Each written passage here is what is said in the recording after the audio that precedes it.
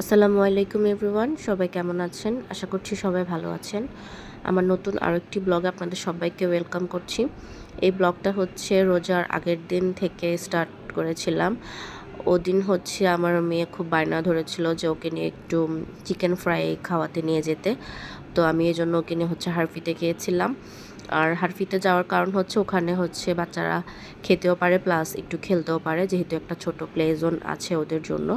তো এই জন্য হচ্ছে ওখানে নিয়ে গেলাম। আর ওখানে চিকেন ফ্রাইটা আমার মেয়ে খেতে পারে, একটু ঝাল কম। বাট ভিএফসি বা অন্যান্য চিকেন ফ্রাইগুলো একটু ঝাল লাগে ওর কাছে, যার জন্য সে খেতে পারে না আর কি। আর ওই টাইমে হচ্ছে রেস্টুরেন্টটা খুব সুন্দর ডেকোরেট করা ছিল, যেহেতু রিসেন্টলি ভ্যালেন্টাইন্স ডে গিয়েছিল, ওই জন্য তারা হচ্ছে খুব সুন্দর করে ডেকোরেট করেছে।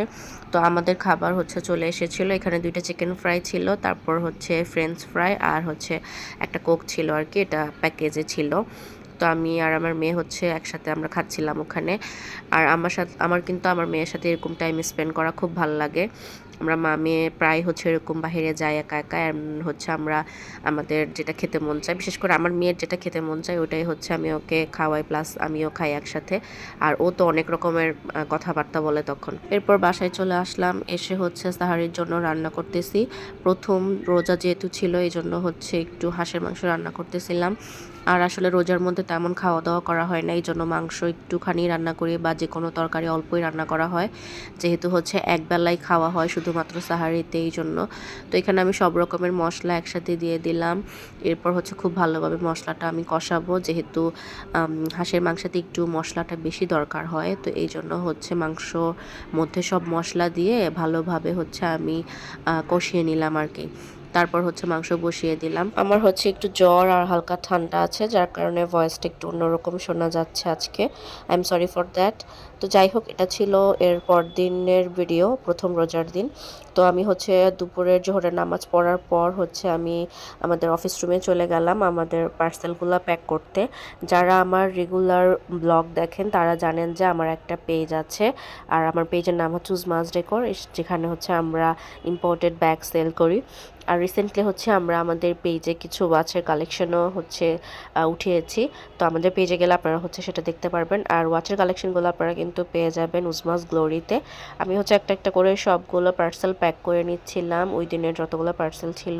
বেবি ব্যাগগুলো অর্ডার আসলে আমরা একটু কেয়ারফুলভাবে সেই ব্যাগগুলো প্যাকিং করি, কারণ হচ্ছে এখানে যেহেতু হচ্ছে একটু পার্লে ডিজাইন থাকে অথবা স্টোন থাকে, যাতে স্টোনগুলো অথবা পার্লগুলো যাতে ডেলিভারির সময় ড্যামেজ না হয় অথবা আমাদের পার্সেলের যাতে কোনো ক্ষতি না হয়, সেজন্য হচ্ছে আমরা একটু কেয়ারফুলভাবে হচ্ছে এগুলো প্যাকিং করে থাকি।